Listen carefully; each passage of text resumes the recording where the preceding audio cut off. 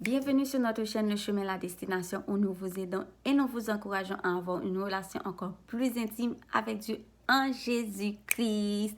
Alors aujourd'hui, j'ai un sujet extrêmement intéressant, bien que tous les sujets concernant Dieu sont intéressants.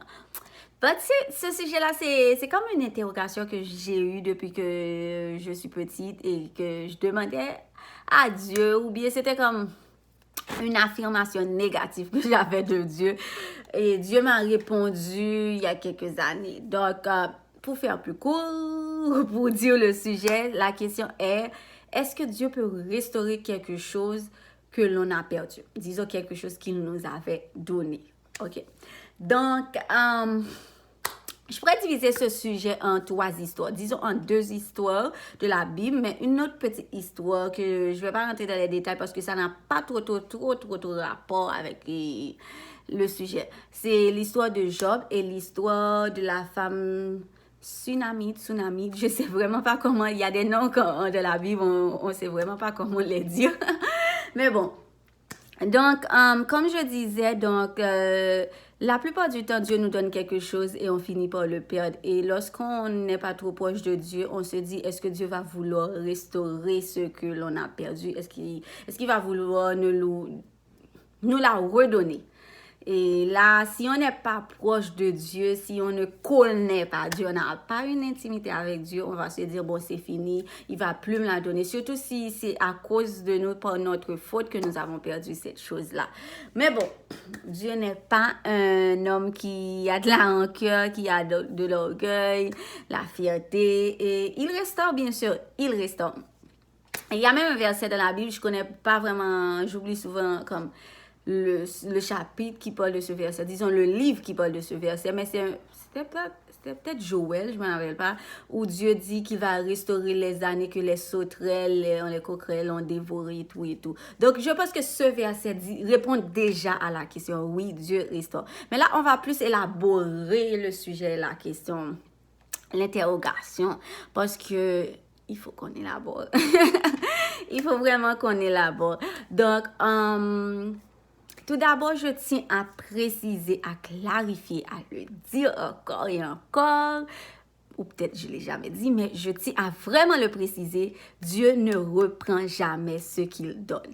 Il ne reprend jamais ce qu'il donne. C'est-à-dire, lorsque vous avez quelque chose qu'il vous a donné et que vous perdez cette chose, ce n'est pas Dieu qui l'a repris. C'est Satan, parce que Jésus l'a dit lui-même, que dans Jean 10, verset 10, le voleur est venu pour dérober, détruire et dégorger. Moi, je suis venu afin de vous donner la vie et l'abondance. Ou afin que vous ayez la vie en abondance, quelque chose dans le genre. Donc, Jésus déjà montré un des caractères de Satan, une de ses facettes et un de ses métiers. C'est un voleur. Et Satan, lui, comme je le dis souvent, il n'est jamais au repos. C'est-à-dire, même si Dieu nous a... Il déteste les promesses. Il déteste toutes les promesses que Dieu nous fait et toutes les choses que Dieu nous donne. Il cherche toujours à nous enlever ces choses. Ça ne veut pas dire qu'à chaque fois, vous devriez être comme... Vous devriez avoir peur. Oh, Dieu m'a donné ça, c'est sûr, ça te va le prendre, c'est sûr. Non. C'est vrai qu'il va essayer de le prendre. Mais si vous avez une intimité, une relation, et vous êtes vraiment ancré en Christ, en Dieu, c'est sûr qu'il ne pourra rien contre vous. C'est ça comme...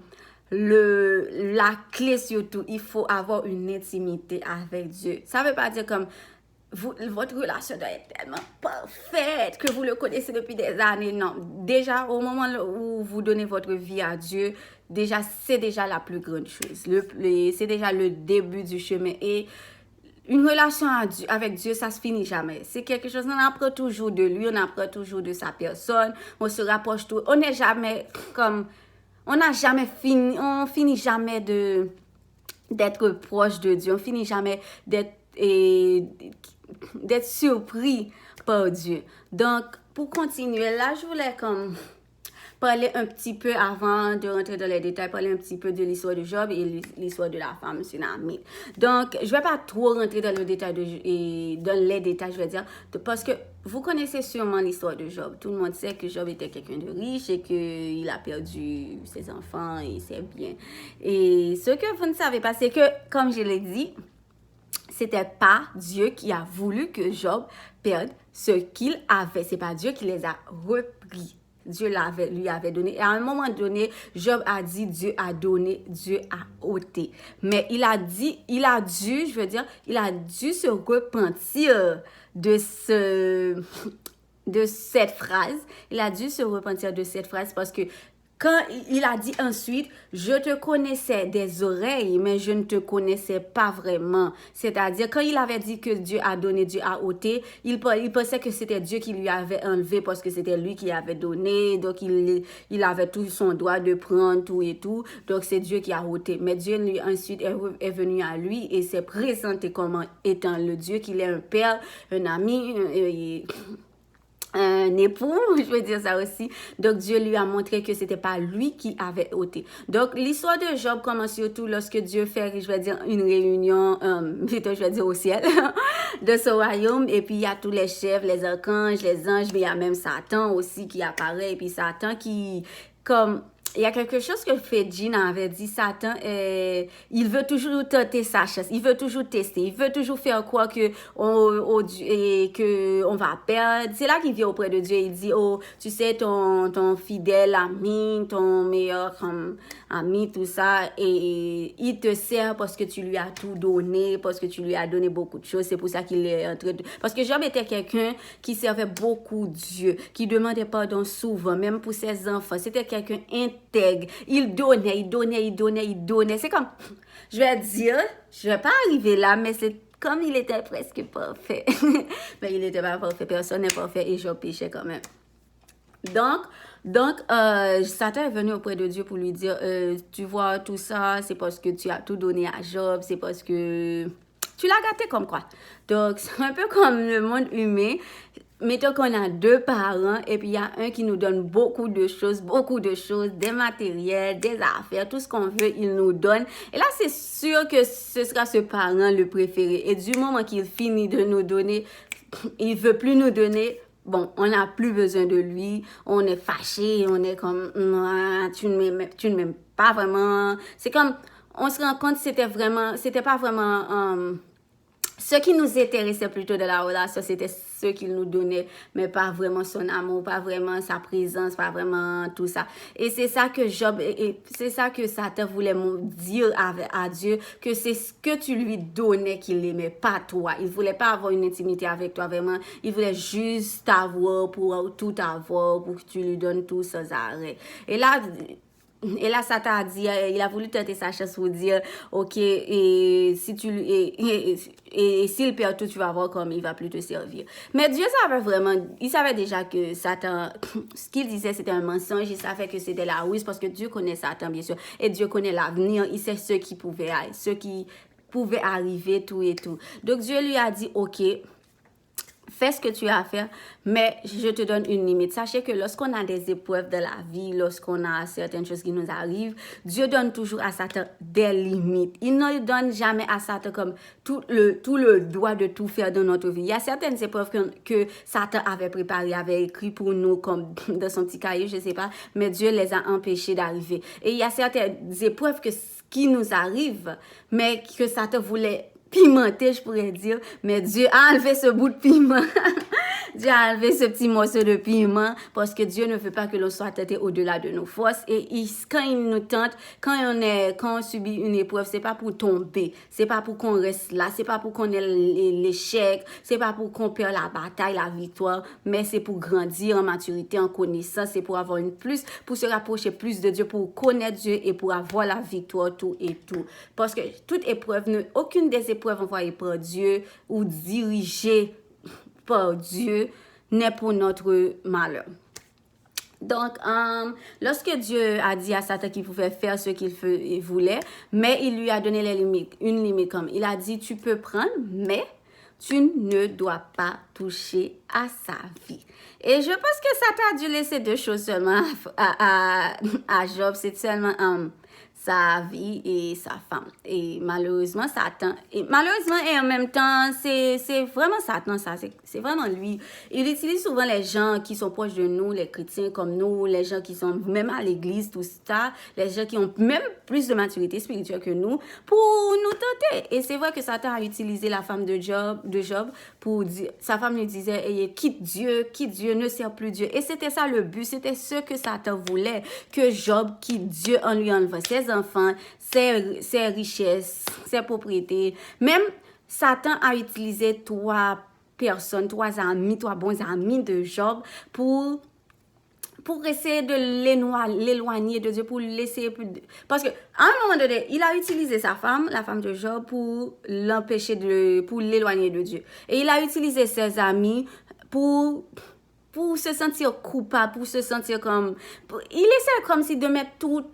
Il essaie par la culpabilité, par les pensées négatives, par la colère, la plainte, on se plaint de Dieu, on est en colère contre Dieu, on dit à Dieu que c'est notre faute, ou on se sent tellement coupable parce que c'est à cause de nous, Donc, il essaie par tous les moyens de nous éloigner de Dieu, de nous éloigner de ce que Dieu nous a promis, des promesses de Dieu. Et il va se servir de n'importe qui, même vos amis. Et malheureusement, c'est ainsi. Mais Dieu le laisse parfois ça arriver, pas pour votre malheur. Mais sachez que lorsque vous êtes en Dieu, n'écoutez pas les gens.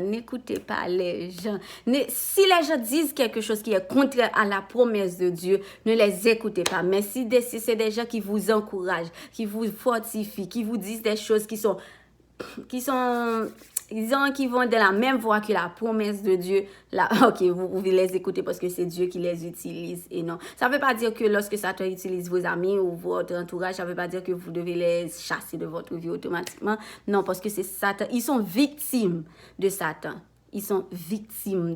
C'est pas vraiment leur faute et tout. Donc, dans ce cas, je vais passer au deuxième personnage avant de rentrer vraiment avant de dire vraiment ce que je voulais dire. Donc, il y a là l'histoire d'Élisée et de la femme Sunamite. Je vais dire Sunamite ou Sunamite, ça va dépendre. Donc, il y avait l'histoire d'Élisée. Cette femme était une femme riche, encore une fois, parce que Job était aussi riche. Cette femme était riche et puis elle était avancée en âge et son mari était vieux et elle n'avait pas d'enfant. Et cette femme avait accueilli Élisée et je pense Géhazi, le serviteur d'Élisée, chez elle. Et puis, Élisée lui a dit, qu'est-ce que tu veux? Et là, c'était comme quelqu'un qui n'était même pas vraiment... Elle voulait un enfant, mais c'est comme si elle se disait, je veux un enfant, mais je sais que c'est impossible. Donc, et même là, Dieu lui a surpris et lui a donné l'enfant. Sauf que quelques années plus tard, l'enfant a grandi et là, tout d'un coup, l'enfant se sentit mal et puis, boum, il est mort. Donc, là, c'est comme si elle a perdu ce que Dieu lui a donné. Et là, l'autre histoire que je voulais dire, mais c'est pas vraiment une... perte, c'est l'histoire d'Abraham qui a attendu pendant une vingtaine d'années pour avoir un fils et puis un beau jour Dieu se lève et un beau jour Dieu arrive et il dit à Abraham, bon tu sais quoi, je veux que tu me donnes ton fils quoi, je veux que tu le tues, je veux que tu l'offres en sacrifice pour moi. Et là c'est comme quoi? C'est comme tu me l'as donné et là tu me demandes de te le donner. C'est un peu pratiquement la même chose, mais attendez, je ne vais pas vraiment encore rentrer dans les détails. Donc, dans quelles circonstances on peut perdre ce que Dieu nous a donné? La première circonstance, ça peut être comme par notre faute. C'est vrai, ça arrive que nous faisons des erreurs, nous par négligence, ok? Dieu nous donne quelque chose, mais nous ne prenons pas soin de cette chose ou nous faisons des erreurs. Quand je dis choses, je vais préciser aussi, ça peut être beaucoup de choses. Ça peut être comme un travail, ça peut être une relation amoureuse, un couple, un mariage, une relation sentimentale. Ça peut être une voiture, un bien matériel. Ça peut être quoi encore? Ça peut être une éducation. Ça peut être la vue. comme la vue, la santé. Ça peut être bien des choses. Ça peut être comme même quelqu'un qui est mort aussi. Ça peut être bien des choses. Donc, c'est pour ça que j'ai dit une chose, je parle plus en termes de caractéristiques, pas en termes. Quand je dis une chose, mais aussi école, personne, tout et tout, bien matériel, tout et tout. Donc, comme j'ai dit, l'une des premières causes qui peuvent engendrer une perte de ce que Dieu nous a donné, c'est la négligence, le fait de n'avoir pas bien pris soin de ce que Dieu nous a donné, le fait de l'avoir négligé, le fait qu'on a fait des erreurs, on a repoussé cette chose, on l'a maltraité, quoi. Donc, ça, c'est la première cause. La deuxième cause, ça peut être aussi parce qu'on n'était pas prêt. Parce que quand Dieu, parfois, ça arrive que Dieu nous donne quelque chose et puis on n'est pas prêt. Mais lui, il sait pourquoi. Il sait pourquoi il nous donne quelque chose alors qu'on n'est pas prêt. C'est parce que quand on va perdre, ça ne veut pas dire automatiquement vous allez perdre cette chose, mais ça veut dire aussi, ça se peut que là, il y aura plus de gloire. Parce que Dieu fait ces choses à sa façon. Il peut donner à quelqu'un qui n'est même pas prêt quelque chose et il peut donner à quelqu'un qui est prêt quelque chose. Tout dépend de... Parce que Dieu, il connaît l'avenir. Donc, il sait vraiment quelle est la meilleure solution, quelle est la meilleure tactique pour le cas, pour la vie de cette personne. Excusez-moi, je suis souvent enrhumée. Donc, comme j'ai dit, la seconde cause, c'est parce que la plupart du temps, on n'est peut-être pas prêt. Donc, la troisième raison, c'est aussi parce ça peut à cause qu'on fasse de cette chose une idole. C'est comme on met cette chose en premier et comme priorité dans notre vie au lieu de mettre Dieu comme priorité et là, Dieu comme... C'est un peu l'histoire d'un homme, j'ai oublié le nom de cet homme c'était un homme que Dieu avait placé comme moi pour Jérusalem et à un moment donné, il a commencé à oublier Dieu, il a commencé à se prendre pour un très grand roi, c'est comme s'il était c'était lui vraiment Dieu et puis il prenait sa richesse comme il pouvait rien perdre, il faisait de sa richesse, de son titre une idole et là Dieu lui a dit ok, comme tu m'as placé en dernier et tu as placé les choses que je t'ai données en premier, donc je vais les prendre, tu vas les perdre, c'est pas comme je vais les prendre mais tu vas les perdre parce que automatiquement comme j'ai dit, c'est pas Dieu qui prend, automatiquement qu'on laisse une porte ouverte à Satan, automatiquement il prend. C'est comme ça que Satan est. Si on lui laisse la porte ouverte, il rentre. Mais si on laisse constamment la porte fermée, on prie Dieu, on prend soin de... Même si on fait des erreurs, mais on demande pardon, on se repent, on demande à Dieu de nous aider, de nous apprendre. Là, la porte est toujours fermée, mais automatiquement qu'on commence à s'éloigner de Dieu, on commence à se prendre pour quelqu'un d'autre, on commence à ne plus avoir besoin de Dieu, automatiquement, c'est comme on ouvre la porte à Satan et là, il vient voler. C'est pas Dieu, c'est pas la faute de Dieu, c'était pas Dieu qui vous avait dit de négliger, c'était pas Dieu qui vous avait dit de le placer en dernier, c'était pas Dieu qui vous avait dit de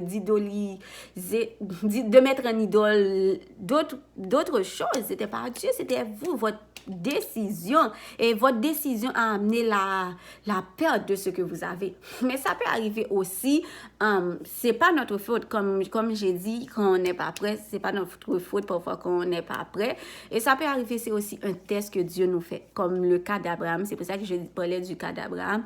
Il voulait voir si Abraham, c'était vraiment... il voulait voir comme... Il savait déjà, vraiment. Mais c'est pour vous montrer, parce que chaque histoire qui arrive, et qui sont arrivées, chaque histoire qui est arrivée autant, c'est surtout pour les générations futures, pour toutes les générations qui arrivent après, pour que l'on tire des leçons, pour que l'on apprenne sur Dieu, sur voilà. Pas pour dire, ok, si Dieu l'a fait, si Job qui était presque parfait a tout perdu, donc à plus forte raison que moi, je vais tout perdre. Bien sûr que non. À un moment donné, je faisais ça vraiment, je disais... Job, il donnait beaucoup la dîme, il donnait beaucoup, il priait beaucoup, plus que moi, il faisait tout. Et malgré ça, il a tout perdu, quoi. Alors, moi, je devrais m'asseoir et attendre le jour où je vais tout perdre, parce que si Job, lui, qui a tout perdu, donc, à plus forte raison. Donc, là, je parlais comme quelqu'un qui ne connaissait pas Dieu. Et Job, lui, quand il avait tout perdu, il ne savait pas encore pourquoi il avait tout perdu. Dieu ne lui avait pas encore expliqué ce qui s'était passé et en haut, là, avec Satan. Job, à un moment, après, Job s'est senti comme... Parce qu'à un moment donné, si tu vois que Satan va dans le royaume de Dieu pour parler exactement de toi, pour dire qu'il faut te sentir comme, waouh, Satan me prend vraiment... Vous avez compris ce que je voulais dire comme un bienheureux, là. Il devait se prendre comme un bienheureux, même s'il avait la douleur aussi. Parce qu'il y a certaines choses que Satan dit de nous, certaines choses comme qu'il fait, pour nous emmerder, pour briser pour nous empêcher d'arriver là où on doit arriver. À un moment donné, il faut se dire, waouh, si tu m'attaques autant, c'est que vraiment ce que Dieu va me donner, ça va être quoi? Ça va dépasser mon imagination, ça va dépasser mes attentes. Donc, si tu m'attaques autant, j'ai hâte de découvrir ce que Dieu réserve pour moi. Parce que si tu m'attaques autant, c'est que tu sais que c'est tellement grand, tu veux pas que je l'ai. Donc, parfois, ça me rend heureuse. Ça me donne plus de force. Je me dis, waouh, ça me donne plus de force de vouloir recevoir, de presser, de prier plus, de louer Dieu plus, de rendre grâce plus à Dieu, de me repentir, de me sanctifier. Donc, ces attaques, c'est comme Dieu les changeait en bien pour nous. Donc, comme j'ai dit, la première cause, c'est par notre faute la plupart du temps. La deuxième, c'est on manque de préparation. Troisième, j'ai dit, c'est lorsqu'on fait de cette chose notre idole, notre priorité. Et la quatrième, c'est aussi comme...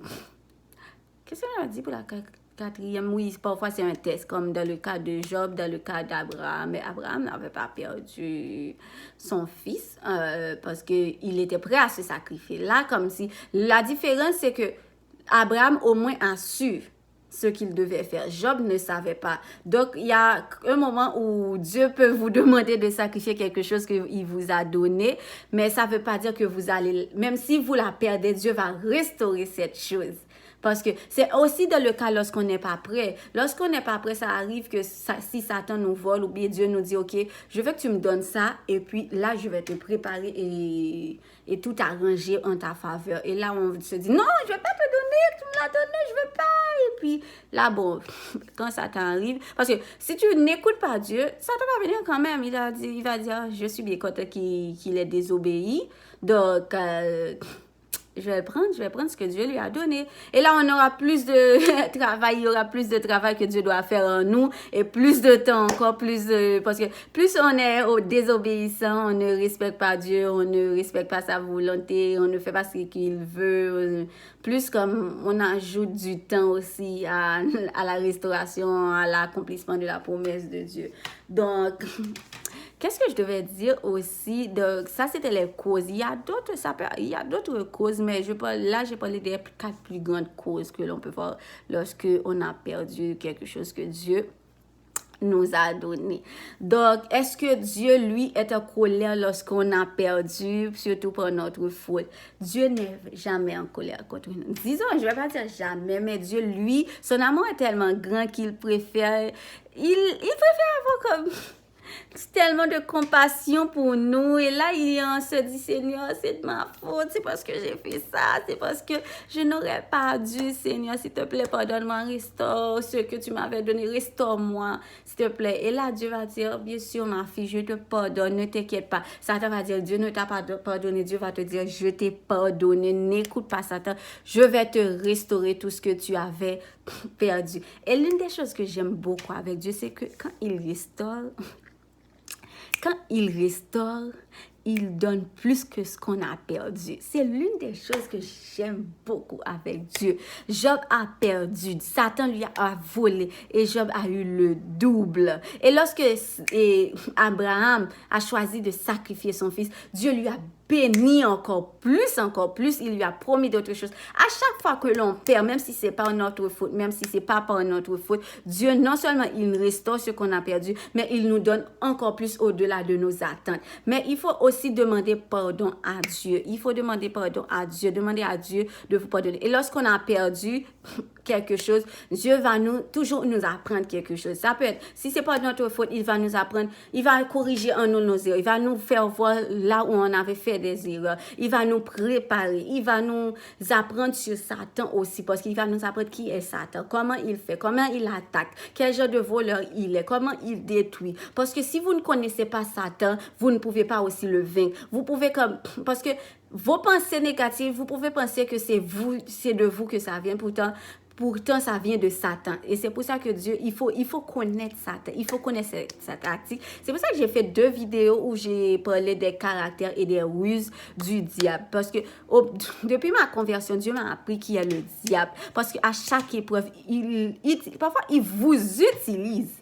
Quand il parle dans vos pensées, il vous utilise, vous. Donc, vous êtes encore victime de ces ruses. Là, vous vous dites, OK, si ça vient de mes pensées, c'est sûr que c'est moi, donc. C'est moi le problème, c'est moi, non, il n'y a plus rien à faire.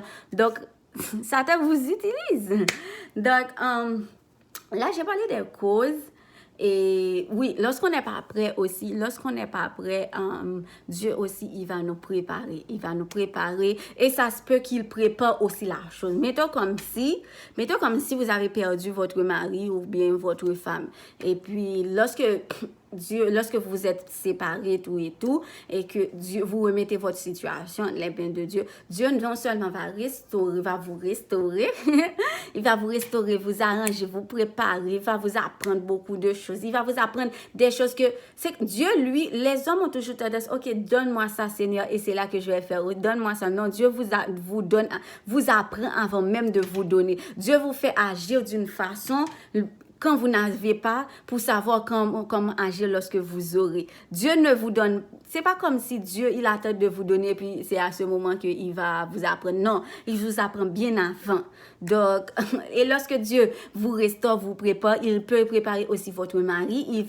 C'est pas qu'il peut, il va préparer aussi votre mari, votre femme, tout et tout. Parce que de la même façon que Satan peut vous utiliser pour briser votre couple, il peut utiliser aussi votre partenaire, votre mari, votre femme, tout ça pour briser votre couple. Donc, Dieu prépare aussi des deux côtés. Même pour un travail, Dieu peut préparer comme votre travail en même temps qu'il vous prépare. En même temps que Dieu prépare, vous aviez un travail, vous l'avez perdu. OK, Dieu va préparer vos finances, il va vous préparer votre mental, il va préparer même votre physique. Dieu touche tous les aspects, surtout lorsqu'il s'agit de restauration. Il touche tous les aspects. Tout. Même lorsque vous attendez quelqu'un comme que vous avez perdu, il va toucher l'aspect physique, l'aspect financier, l'aspect comment je pourrais dire, mental, psychologique, même des choses banales. Donc, parce que Satan, même s'il sait que Dieu va vous redonner ce que vous avez perdu et plus encore, il va encore essayer de vous les reprendre. À la seule différence, à ce moment, vous saurez que Dieu vous avait déjà préparé. Vous connaissez Satan, vous savez, quand il va vous attaquer, vous allez dire, OK, je connais déjà cette manipulation-là que tu vas me faire. Donc, je prends la parole de Dieu, je te chasse, je déclare, je te condamne. Vous savez exactement ce qu'il faut faire parce que Dieu vous avait préparé. Dans le cas de la femme et Sunamite, et qui avait perdu, des années plus tard, elle a perdu son fils. Elle a juste pris le corps de son fils. Il faut vraiment une force, parce que il faut vraiment une force pour ne pas accepter la mort, là, pour prendre son enfant. Et son mari, là, elle a pris son enfant et elle a marché, elle est allée chercher le prophète Élisée et lui a dit, voilà ce que tu m'avais donné, ton Dieu m'avait donné, et voilà comment il est devenu. C'était pas de sa faute. Comment il est, tout ça c'est pour la gloire de Dieu, bien sûr. Satan a pris la vie de son fils, mais Dieu l'a laissé faire parce qu'il avait une gloire qui allait ressortir. Il y avait une gloire qui allait ressortir de cette histoire-là. Donc tout ce qui arrive, vous voyez que vous avez perdu quelque chose, vous voyez que vous avez la mort autour de vous, vous voyez qu'il y a des échecs, des refus constamment. Tous ces noms-là, tous ces rejets-là, toutes ces pertes-là vont servir à la gloire de Dieu. Si vous allez auprès de votre Père, si vous croyez en votre Père, si vous cherchez sa présence, cherchez d'abord le royaume de Dieu. Cherchez d'abord le royaume de Dieu et tout cela vous sera donné. Donc si vous cherchez le royaume de Dieu, tout cela vous sera donné. Donc, lorsque cette femme-là, elle a pris ce qu'elle avait perdu. Elle est allée auprès de Dieu. Elle est allée auprès du serviteur de Dieu. Elle savait ce qu'elle voulait. Lorsque vous allez auprès de Dieu, il faut savoir ce que vous voulez. N'allez pas auprès de Dieu. C'est comme Qu'est-ce que tu veux? Dieu sait vraiment déjà ce que vous voulez, mais parlez. Je veux que tu restaures ce que tu m'avais donné. Je veux que tu restaures, avec respect bien sûr, avec crainte de Dieu. Je veux que tu me le redonnes. Je veux que tu restaures. Je veux voir ta gloire. Je veux voir ta gloire dans ce que tu m'as donné. Donc, elle est allée avec son mort.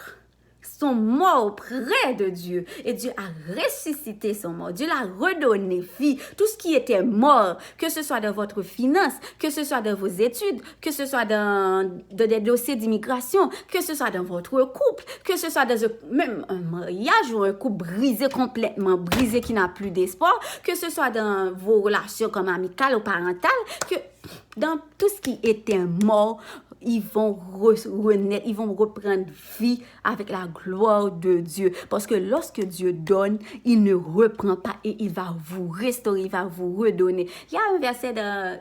C'est Ézéchiel qui, quand il dit « Esprit des 80, souffle sur ces morts et qu'ils revivent. » Souffle sur ces morts. Esprit des 80, souffle sur mes finances et qu'elles revivent. Souffle sur mes études et qu'elles revivent. Il y a un moment donné, il faut aller avec votre mort. Prenez votre mort, allez auprès de Dieu, celui qui donne la vie, celui qui fait renaître, celui qui change l'impossible en possible. Allez avec votre mort auprès de Dieu. Il va le restaurer. Même si il ne le restaure pas au même moment, c'est comme le cas de Job. Ça a pris moins de temps, ça n'a pas pris beaucoup de temps, mais ça a pris un peu de temps quand même. C'était pas comme du jour au lendemain, mais allez auprès de Dieu. Même si ça prend des jours, des semaines, des mois et même des années, restez ancrés en la parole de Dieu. Et lorsque vous restez ancrés en la parole de Dieu, lorsque vous restez, rappelez-vous souvent de la promesse de Dieu, parce que ça va venir vous détruire, va venir vous faire croire que ok, ça fait des années, donc Dieu t'a oublié. Dieu ne t'a pas oublié.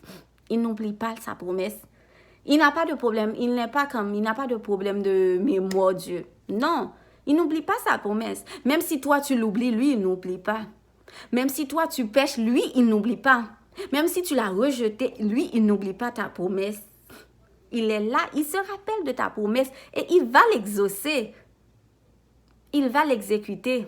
Il y a un verset dans Josué que j'aime bien.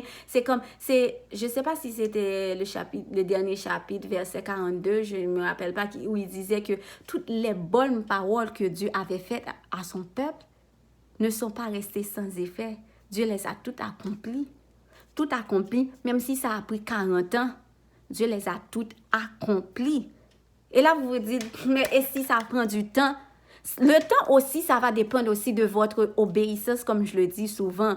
Plus vous n'obéissez pas à Dieu, vous n'écoutez pas ses instructions, vous vous plaignez, vous laissez à Satan encore la porte ouverte, plus ça prend du temps, effectivement. Mais plus à chaque fois que Dieu vient auprès de vous, vous êtes là, vous vous humiliez, vous demandez pardon, vous acceptez le changement, vous acceptez ce que Dieu vous dit, vous acceptez ce que Dieu brise chez vous. Plus la promesse arrive rapidement. Elle arrive rapidement. Dieu ne tarde pas. Au contraire, il a dit, c'est lui qui use de patience. C'est lui qui est patient. Parce qu'il veut vous donner la promesse rapidement. Mais c'est à vous de savoir si vous voulez ça rapidement aussi. Et si vous voulez ça rapidement, il faut arrêter de vous plaindre. Il faut arrêter de laisser Satan briser votre relation avec Dieu. Il faut arrêter de laisser Satan prendre possession de votre vie. Il faut arrêter de vivre pour le monde, dans le monde. Vous n'êtes plus de ce monde. C'est Christ qui vit en vous. C'est Christ qui vit en vous. Donc, laissez Dieu prendre possession. Lorsque vous donnez un mot à Dieu, laissez-le entre les mains de Dieu. N'allez pas dire à Dieu, voilà comment je veux, voilà ce que je veux, voilà quand je veux, voilà. Non, non, laissez votre mort à Dieu. Si c'est la mort de vos études, apportez vos études et laissez tout ça entre ses mains. Ce n'est pas à vous d'aider Dieu. Il sait comment faire, il sait quand faire, il sait quoi faire. Ce n'est pas à vous de le suggérer à Dieu comment faire. Si c'est la mort de votre relation, apportez ça à Dieu et laissez Dieu agir. Si Dieu doit vous préparer, il va vous préparer. Il va faire ce qu'il doit faire. Même si vous ne savez pas comment il va commencer, par quel chemin, ne vous inquiétez de rien. Il sait, lui. Il sait. Et il vous trouvera à un moment. Vous n'êtes pas caché aux yeux de Dieu. Vous n'êtes pas caché aux yeux de Dieu. Donc, ce qu'il a à vous dire, il va vous le dire. Ce qu'il a à changer en vous, il va le changer. Ce qu'il a à faire, il va le faire. S'il veut que vous changez quelque chose en vous, vous ne le savez pas maintenant, il va vous le dire quand même. Vous n'êtes pas caché à ses yeux. C'est pas comme si dans le ciel, il y a où est Kémissa, où est Christine, où est Marion? Où sont-ils? Non, ils sont là. Dieu vous voit. Dieu vous voit. Vous n'êtes pas invisible aux yeux de Dieu. Et ce qu'il va vous dire, personne ne peut l'empêcher de vous le dire. Ce qu'il doit changer, ce qu'il doit briser, même si c'est vous, vous ne pouvez pas l'empêcher. Et si Dieu vous a promis quelque chose, peu importe ce que Satan vous dit, peu importe ce que les gens vous disent, personne ne peut vous empêcher, ne peut briser, ne peut s'opposer à Dieu. Même si les circonstances vous disent le contraire, je sais ce que Dieu m'a promis. Même si quelqu'un vous dit non, non, non, non, mettons Dieu vous a promis de travailler dans le plus... Ok, ça, je vais prendre un exemple. Dieu vous a dit, bon, je vais te faire travailler... Bon, je ne vais pas prendre l'exemple de travail, je vais prendre l'exemple d'une voiture. Dieu vous a dit, je veux te donner un Range Rover. Et là, quelqu'un vient auprès de toi. Un Range Rover, c'est trop cher. Tu n'as même pas d'argent, tu n'as même pas de travail. Pourquoi tu veux un Range Rover? Attends, pour le moment, prends un Toyota RAV4. Non. Dieu ne m'avait pas promis un Toyota RAV4. Il ne m'avait pas promis un Toyota. Il m'avait promis un Range Rover. Je n'ai pas d'argent, j'ai rien, mais il m'avait promis. Je sais ce que Dieu m'avait promis. Je ne vais pas prendre plus bas que ce que Dieu m'avait promis. Je ne vais pas prendre comme plus proche que ce que Dieu m'avait promis. Je ne vais pas prendre plus haut aussi que ce que Dieu m'avait promis. D'ailleurs, le plus haut, c'est ce qu'il m'a promis. Je vais prendre exactement ce que Dieu m'a promis. Et même si je n'ai rien pour le prendre là maintenant, Dieu va pouvoir à mes besoins. Il va orchestrer. Dieu, il aime orchestrer les situations. Il va orchestrer les situations pour que j'ai ce qu'il m'a promis. Non, tu dois... Non, non, non. Je sais ce que Dieu m'a promis. T'as pas... Si tu viens avec tes négativités là, tu viens me donner quelque chose d'autre, va-t'en. J'ai pas besoin d'entendre. D'ailleurs, ne racontez pas aux autres ce que Dieu vous a promis. Et même si ils finissent par le savoir ou ils vous donnent des conseils, ça, bien que c'est pour votre bien parfois, mais fermez vos oreilles. N'allez pas les insulter, n'allez pas comme c'est parce que tu vas faire non, laisse-moi tranquille. Non. Laissez Dieu faire. Regardez seulement vers Dieu. Regardez seulement vers Dieu. Parce que ce qu'il vous a promis, il va l'accomplir. Ne prenez pas quelque chose de plus bas sous prétexte que c'est difficile, sous prétexte que vous n'avez pas les moyens, sous prétexte que les circonstances, c'est ça qu'il vous donne. Non. Même si c'est impossible, Dieu va le rendre possible. C'est le Dieu de l'impossible. Cette situation est impossible pour sa gloire. Il n'y a pas de miracle sans épreuve. Il n'y a pas de miracle sans impossibilité. Il n'y a pas de miracle, il n'y a pas de miracle sans muraille. Il n'y a pas de miracle sans blocage. Il n'y a pas de miracle, même sans les autres qui vous disent « Oh, c'est pas vrai. Oh, tu as perdu. Oh, tu vas... » Non, c'est comme avec Job aussi, ses 3 amis sont venus et là, il dit ça, est-ce que c'est ta faute? Est-ce que c'est toi qui as causé? Et c'est peut-être Dieu est en colère. C'est comme si les gens savaient mieux que nous ce que Dieu nous avait dit. Ils savent mieux que nous les plans de Dieu pour nous. C'est vrai que tu me donnes un bon conseil, c'est vrai que voilà, mais moi je sais ce que Dieu m'a promis, je veux pas moins que ça. Je sais ce que Dieu m'a promis, je vais pas prendre ça c'est pas à moi. Ça m'appartient pas. C'était pas ce que Dieu m'avait promis. Je sais ce qu'il m'avait promis. Je vais recevoir ce qu'il m'avait promis. Et non ce que tu veux. Non ce que je vois. Et là, vous montrez à Dieu que vous avez une pleine confiance en lui. Et Dieu adore ça. Au contraire, il adore ça lorsque vous montrez que vous avez une pleine confiance en lui. Lorsque vous montrez que vous ne voulez pas le petit. Vous ne voulez pas ça.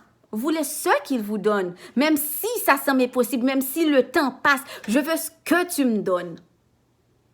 Je ne vais pas prendre X parce que je n'ai pas eu Y. Je ne vais pas prendre A parce que je n'ai pas eu Z. J'attendrai jusqu'à ce que j'ai Z. C'est ça que Dieu aime C'est ça qu'il aime. C'est ça qui le glorifie. Et plus vous vous accrochez à sa promesse, à lui, plus il le fait rapidement. Plus il vous épate. Et comme j'ai dit tantôt, lorsque Dieu restaure, il vous donne plus que ce que vous avez perdu. Il peut vous donner le double, le triple, le centuple même. Mais il va vous donner au-delà de vos attentes. Et même, il va vous donner même ce que vous n'avez même pas demandé. Ce que vous n'avez même pas pensé avoir, il va vous le donner. Lorsque Satan vous a volé, non seulement Dieu va lui dire de ramener ce qu'il vous avait volé, mais il va dire à Satan de vous donner encore plus lui-même. C'est le même cas quand Josué est arrivé dans le pays de Canaan et qu'il y avait encore des impuretés dans ce pays, c'est-à-dire des rois et des gens qui servaient d'autres dieux. Et Dieu devait se débarrasser. Le pays, l'histoire de Josué est un peu comme la restauration aussi. Parce que lorsqu'ils sont arrivés dans le pays de Canaan, il y avait des impuretés et Dieu, il fallait qu'il enlève ces impuretés. Et là, quand ils ont commencé à briller et à tuer les rois et les peuples, Dieu leur a dit, gardez les butins, gardez l'or. Donc, non seulement ils ont eu le pays, mais ils ont eu l'or, les butins de chaque ville dans le pays. Et ce pays est tellement grand, il y avait beaucoup de villes, il y avait beaucoup de rois, il y avait beaucoup de peuples, il y avait beaucoup de richesses. Et ils ont eu des richesses. En plus du pays, ils ont eu des richesses. Ils ont eu beaucoup de nourriture, du miel, du blé et tout. Donc, ils ont eu plus que ce que Dieu leur avait promis. Donc, Dieu, oui, il peut restaurer ce que vous avez perdu, que ce soit par votre faute ou non. Il peut. Mais laissez Dieu le faire. Allez auprès de Dieu. Cherchez son royaume. Cherchez Dieu et il le fera. Ne laissez pas Satan vous donner moins que ce que Dieu vous a promis. Ne laissez pas Satan vous remplir de culpabilité. Ne laissez pas Satan vous faire croire que c'est fini, qu'il n'y a aucune solution, que la situation ne peut pas être changée, que voilà à quoi ressemble la situation. C'est compliqué, c'est difficile, il n'y a aucune porte. Ne laissez pas Satan vous remplir votre esprit, vos idées. Ne laissez aucune porte à Satan. Ne lui laissez aucune porte, aucun corridor. Peu importe qui il utilise, peu importe par quoi il passe, peu importe si c'est par vos pensées, par un film, par vos parents, par le pasteur, le prêtre, ou je sais qui, vos amis. Et même s'il utilise c'est comme Dieu vous promet, maintenant il vous promet de travailler dans une très grande compagnie. Et là, vous allez dans la compagnie, et là, vous dites, ok, je veux travailler. Et là, la compagnie vous dit, non, on n'a pas de place, on ne peut pas vous prendre, votre CV n'est pas correct. Mais Dieu vous a dit, ok, c'est là. Quand c'est le moment de la victoire, ce n'est pas à vous de chercher le miracle. Le miracle viendra vers vous. Même si la compagnie vous rejette là maintenant, c'est cette compagnie-là qui va vous appeler pour vous dire, Madame, Monsieur, nous avons une place et une grande promotion pour vous. Est-ce que vous voulez cette place? Et ils vous donneront une plus grande place, une promotion, plus d'argent que vous avez espéré. C'est la même chose. Même s'ils vous rejettent là maintenant, ils vont vous dire oui, ils vont vous appeler. Peut-être ce n'est pas le moment maintenant, mais quand ce sera le moment, Dieu va les faire vous appeler. Ceux qui vous avaient rejeté, ils vont vous appeler pour vous dire oui. Même si vous rejetez, ne regardez pas aux circonstances. Quand c'est le moment de la victoire viendra à vous. Ce n'est pas à vous d'aller chercher la victoire, c'est elle qui viendra auprès de vous. Lorsque Dieu a restauré Job, il lui a donné beaucoup plus. Ce n'est pas Job qui est allé chercher, c'est Dieu qui a apporté. C'est Dieu qui va vous apporter. Il choisira le jour, le comment, le pourquoi, disons le quand. Laissez Dieu vous guider. Laissez Dieu faire à sa façon. Laissez Dieu vous restaurer. Et rappelez-vous souvent ce que Dieu vous a promis. Lorsque vous tombez, lorsque vous voyez que vous n'avez aucune chance, vous avez de la chance. Vous avez Dieu. Qu'est-ce qui vous manque d'autre? Si vous avez Dieu, il ne vous manque rien d'autre. Vous avez tout. Vous possédez tout. Vous possédez tout. Tout. Donc Dieu va restaurer ce qu'il vous a promis. Il va le restaurer. Et parfois ça arrive que Dieu nous promet quelque chose. parfois ça arrive qu'on a quelque chose. Et là, Dieu nous dit, ne fais pas ça. Si tu fais, tu vas perdre cette chose. Et on le fait, on le perd vraiment. Et Dieu savait qu'on allait le perdre. Mais pourquoi il m'a dit de ne pas le faire s'il savait déjà que j'allais le faire? Il vous dira plus tard. Plus tard, vous allez comprendre beaucoup de choses. Ça vous apprendra aussi à être obéissant, à écouter la voix de Dieu. Parce que chaque désobéissance aussi, c'est une leçon, c'est une expérience. C'est une expérience avec Dieu. Donc, même lorsqu'on n'écoute pas Dieu, même lorsqu'il nous dit que cette route-là n'est pas bonne et que vous le faites, il va vous remettre sur le bon chemin. Demandez-lui pardon. Convertissez-vous. Allez auprès de Dieu. Laissez Jésus vous purifier. Il va vous rendre blanc comme la neige. Blanc comme la neige. Il va vous restaurer. La promesse est peut-être en train de marcher devant vous, à côté de vous. Et elle semble ne pas vous vouloir. Elle semble être impossible à atteindre. Elle semble comme vous n'avez pas ce qu'il faut pour l'avoir. Mais Dieu va pouvoir. Dieu va changer la situation. Il va la retourner en votre faveur parce que c'est Dieu. C'est Dieu. C'est Dieu. Et tous ceux qui se mettaient en travers de votre chemin, Dieu va les écarter. Tous ceux qui voulaient vous faire croire le contraire, Dieu va les écarter. Il va les éblouir. Restez auprès de vous. Vous n'avez pas à les convaincre. Vous n'avez pas à leur dire, mais c'est Dieu. Non. Ce n'était pas à eux que Dieu a fait la promesse, c'est à vous. On s'en fout de ce qu'ils pensent. On s'en fout de ce qu'ils disent, de ce qu'ils disent.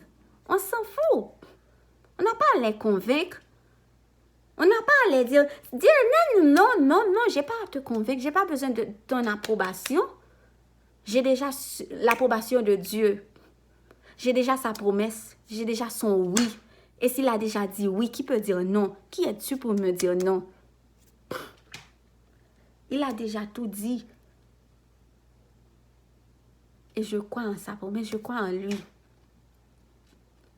Donc, la culpabilité, le mensonge, les ruses, le mensonge que Satan nous fait croire qu'on n'est jamais prêt, on n'est jamais assez bon, on manque de tout, on ne peut pas recevoir, c'est trop tard, c'est impossible, c'est difficile, on l'a perdu, il n'y a rien qui peut se faire, c'est trop compliqué. C'est trop compliqué pour que ça arrive rapidement. C'est trop compliqué. Dieu peut changer ce qui était extrêmement difficile rapidement.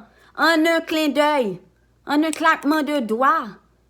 Lorsque le peuple de Josué et le peuple de Dieu devaient aller à Jéricho, vous savez comment ils sont passés? Ils sont traversés encore une fois une mer qui s'est séparée.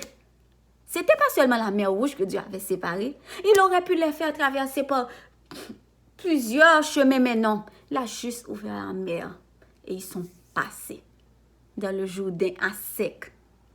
Ils sont passés. Vous voyez des échelles, vous voyez le temps, vous voyez comme les circonstances, vous voyez comme, oh, ça va prendre du temps, je suis pas encore prête, oh, j'ai pas encore ce qu'il faut.